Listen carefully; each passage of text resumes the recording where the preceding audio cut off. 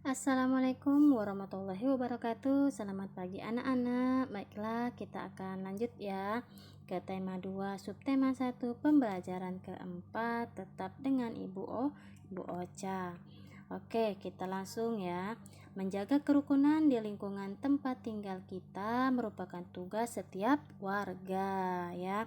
Persatuan sangat dibutuhkan untuk mencapai tujuan. Segala perbedaan yang ada dikesampingkan untuk kepentingan bersama.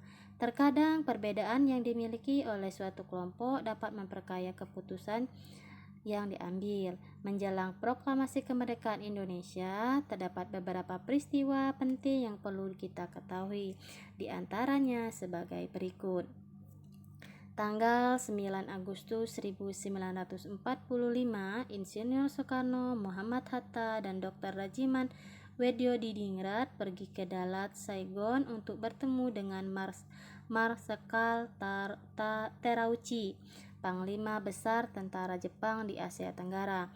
Panglima tersebut menyampaikan informasi kepada pemerintah Indonesia bahwa Jepang akan memberikan kemerdekaan kepada bangsa Indonesia. Saat itu, tentara Jepang sedang terdesak oleh tentara sekutu. Beberapa wilayah Jepang dijatuhi bom oleh tentara musuh, yaitu Hiroshima dan Nagasaki ya.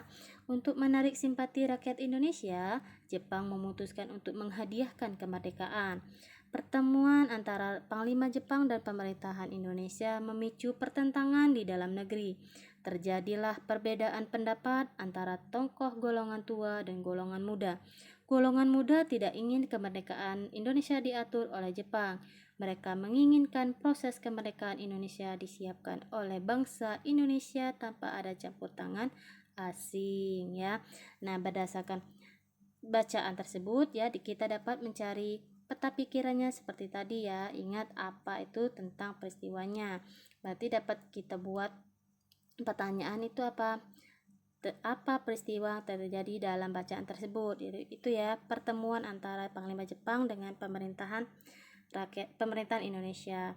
Terus yang mengapa pertemuan itu sangat penting untuk dilakukan, siapa yang akan melakukan pertemuan, terus bagaimana tanggapan bangsa Indonesia terhadap pertemuan tersebut, kapan pertemuan itu akan dilakukan, dan di mana pertemuan itu akan dilakukan. Nah, setelah kita akan jawab ya, kita akan jawab yang apa tadi, apa peristiwa tadi adalah Insinyur Soekarno, Muhammad Hatta, dan Dr. Rajiman Weddiodiningrat bertemu dengan Marskal Terauchi. Terus tadi ada mengapa ya. Mengapa tadi jawabannya, mengapa ada pertemuan tadi? Mengapa pertemuan itu penting adalah karena Panglima Besar Tentara Jepang di Asia Tenggara menyampaikan informasi kepada pemerintah Indonesia bahwa Jepang akan memberikan kemerdekaan kepada bangsa Indonesia ya.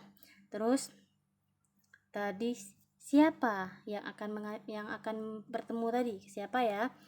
Yang akan bertemu adalah Insinyur Soekarno, Muhammad Hatta, dan Dr. Rajiman Weddiodiningrat dan Marskal Terauchi. Terus bagaimana tadi ya, tanggapan bangsa Indonesia ya? Tanggapannya apa? Pertemuan antara Panglima Jepang dengan pemerintah Indonesia memicu pertentangan di dalam negeri ya. Terus kapan itu akan dilakukan? Dilakukan pada tanggal 9 Agustus 1945. Di mana itu akan dilakukan? Pertemuan dilakukan di Dalat, Saigon, Vietnam. Nah, setelah kita jawab semua pertanyaan tadi, dapat kita simpulkan dari hasil dari pertemuan antara Panglima Jepang dengan pemerintah Indonesia ya. Baik, kita lanjut ke pembelajaran berikutnya ya. Amati gambar berikut ya. Coba anak-anak lihat ya gambar itu ya. Seandainya kamu sedang bermain bersama mereka, apa yang harus kamu perhatikan terkait kerukunan dan kesatuan? Apa yang perlu kamu perhatikan agar tetap rukun dan bersatu?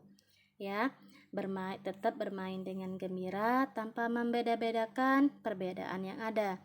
Saya juga akan menghormati suku, agama, ras, dan jenis kelamin dari teman-teman ya, agar tetap terjaga kerukunan dan persatuan. Apakah kamu telah menerapkan nilai-nilai kerukunan terkait persatuan dan kesatuan dalam kehidupan sehari-hari? Jelaskan dan berikan 3 contoh kegiatan dan perbedaan yang ada. Ya, saya sudah menerapkan ya. Semoga anak-anak pun sudah menerapkannya. Oke. Nah, contoh kegiatannya adalah saya tetap bermain dengan teman walaupun berbeda agama. Terus saya tetap mau bekerja kelompok dengan teman yang berbeda suku. Walaupun beda suku tetap berteman ya.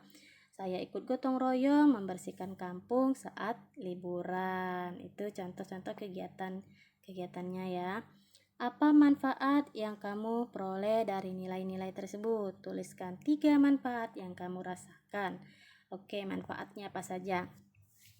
Yang pertama ya, karena kita tidak membeda-bedakan tadi, kita memiliki teman. Ini salah ketik ya, teman yang banyak.